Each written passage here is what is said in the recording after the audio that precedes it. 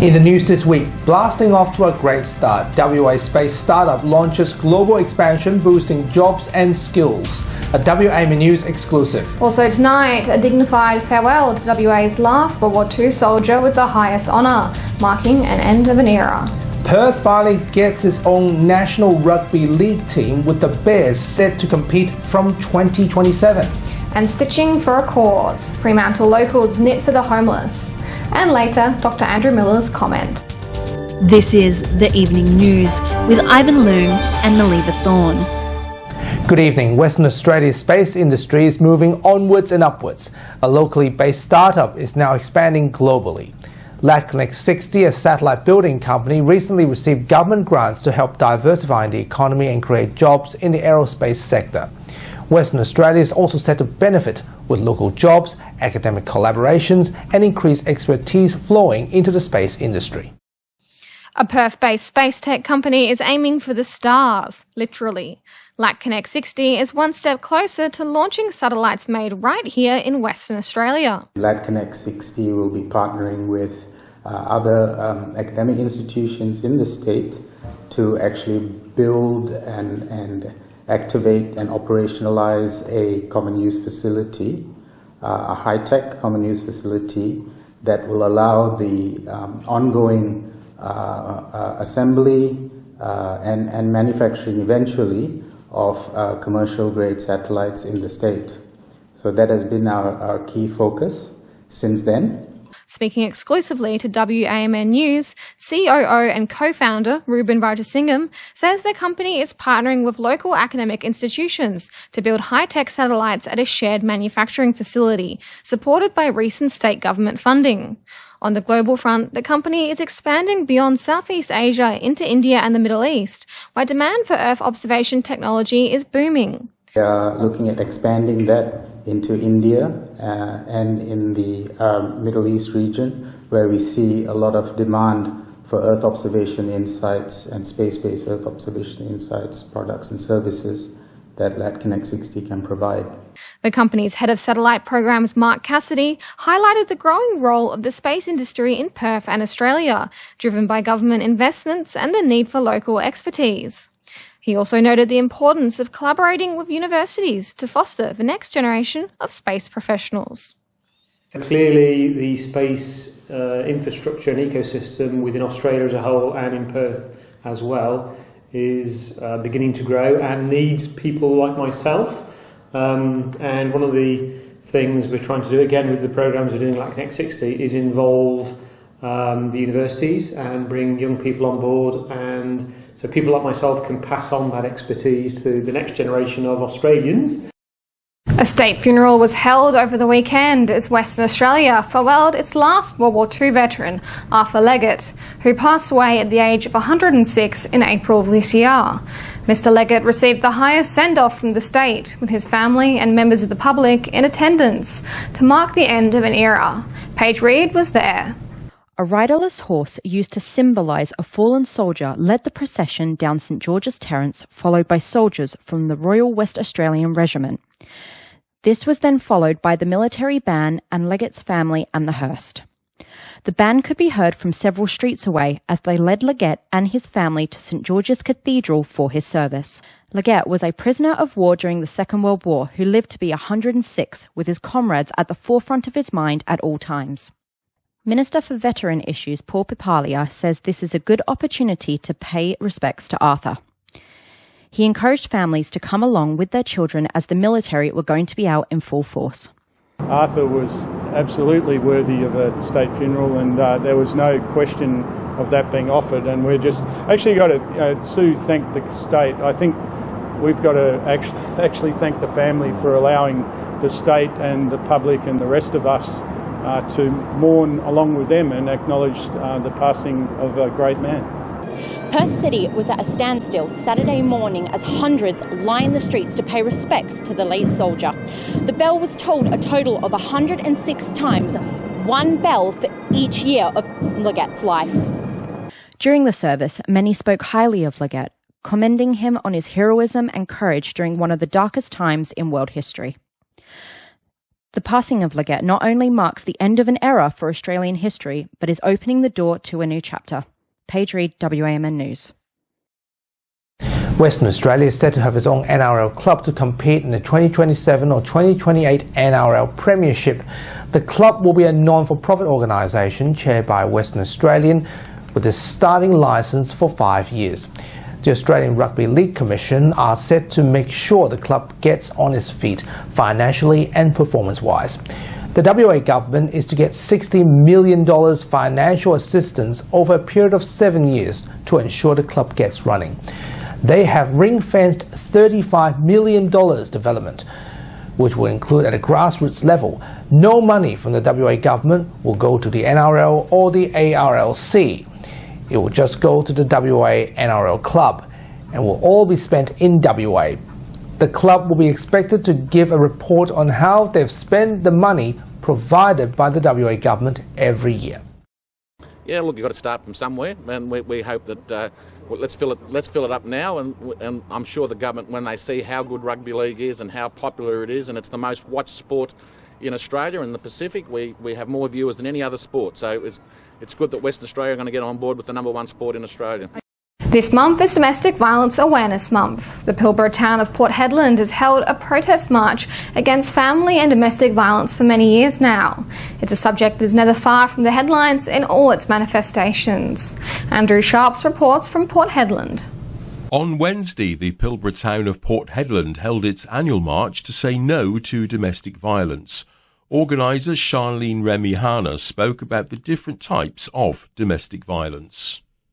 We're seeing a lot more coercive control, so a lot more of the emotional violence, the controlling violence, where there's limiting access to money, limiting access to ability to make their own decisions.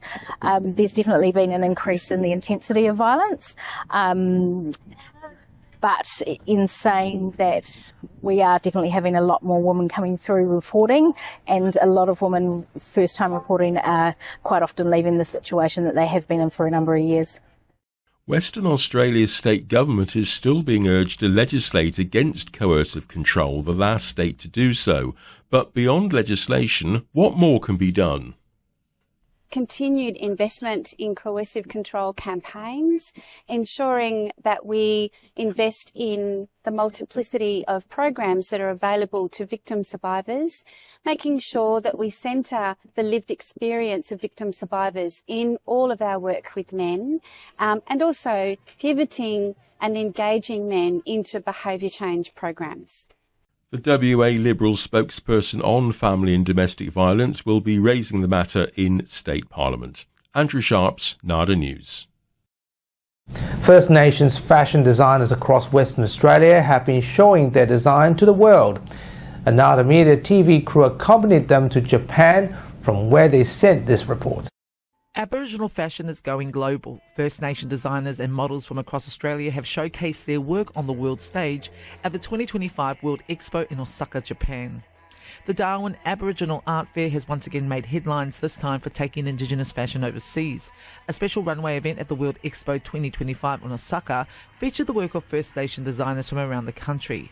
A highlight of the show was a collaboration between two well-known designers. Their work sent a strong message about the importance of caring for waterways through story, design and cloth. Driven by the responsibilities we carry as First Nations people, as custodians, as caretakers, as storytellers. It's in response to our freshwater river systems that are never going to be the same from this point forward. It's about designing for our future ancestors and helping to craft and create the world that they will be born into. Art and identity and spirit and our connection to the land and the sea is what makes us who we are. And so the lens and the way in which we see the world, I think, is with such beauty and with such respect. Also turning heads was Injibadi designer Lorraine Coppin, CEO of Juluwalu Group Aboriginal Corporation, who launched a new range of sleepwear. You're sending a message there to the young people. Kuya Laribamba, stop going to sleep. Get up in the morning and face the world. Get up and do things like these elders do things every day. They get up, whatever projects they're doing, they do it throughout the day. At least they're waking up, asking God for another grateful day. So this is what I think the message should be with Bamba. Bamba in Injibani means sleep, go to sleep. And sleeping is good for people's well-being too, the health, From remote communities to an international stage, these designers are sharing powerful stories and putting First Nations fashion firmly in the global spotlight. Tangiora Hinaki, Ngara News. A group of residents in Fremantle is embracing the joy of knitting with a weekly meeting at a cafe on South Street. The newly formed community group aims to create a relaxing and calming environment for like-minded people to socialise. Members often knit scarves, blankets and beanies in bright colours, which are then donated to homeless people in Fremantle. Both young and older participants value the personal touch and effort involved in hand knitting, with a shared goal of supporting less fortunate residents. They also appreciate the chance to connect across generations through the group. Bill's got one of my knitting things here. Okay. I knitted these, they're ponytail beanies, so you can put your hair through there. What's so special about it? Well, I thought last year they'd be very popular for young ladies to wear and pull their ponytails through, but they didn't sell very much. So I knit also blankets. I enjoy knitting blankets, and I've done about 25 of those. I like meeting all these people that I wouldn't usually meet. And it's just nice to have 2 hours each week to sit down and knit and have a cup of coffee and know that we're doing something for people. Yeah. And now here's Dr. Andrew Miller with his weekly medical and news commentary following a historic crushing win for the Labor government in a federal election. Hi, thanks for your time. Mother's Day is a positive day, a day for gratitude, but it can also be a day of mixed emotions. As of course motherhood itself can be. While we all have a mother, we don't necessarily have a mum around anymore in our lives, and it's important to reflect, I think, on what it is to be a human, to be compassionate and to be caring, and all of those qualities that we really respect and appreciate from our mothers if we're lucky enough to have had that in our lives. I, for one, am very grateful for the influence that my mother's had these 98 years she's been on the earth, and we've shared it for 60 of those years, and I got to spend some time with her today, just appreciating her company, which really is the main thing that she wants, the main thing that many mothers want from their kids, is just that time to be together. So while we acknowledge that there can be bittersweet aspects to all relationships, and the mother-child relationship included, it really is a fundamental part of who we are and of our mental health, of our social health, of our community's health, that we respect our mothers, and that we, wherever they may be, however close to them we may be or not, that we acknowledge that if it weren't for them, we wouldn't be here. And that's one thing to be grateful for. Thanks for your time. And that was Dr. Andrew Miller. Now, speaking of the knitting initiative we discussed earlier, what an amazing community project. Definitely. So the Fremantle community is very, very blessed with this group of people. They also knit puffin beanies, and they do scarves, and they do blankets for the homeless people. So if you want to be part of it, and if you're interested in knitting and you want to find out more, you can join them every week at the Two Dogs Laughing Cafe on South Street. I think it's every Wednesday, and they'll be there for you. And that's our weekly news and current affairs. We have the latest news on our website, wamnnews.com.au. Remember to subscribe to the WAMN Extra News Club so we can continue our work in the community. Full details on wamnnews.com.au/news/extra. From Melly Page, myself, wish you good health, good night. See you next Sunday. Thanks for watching.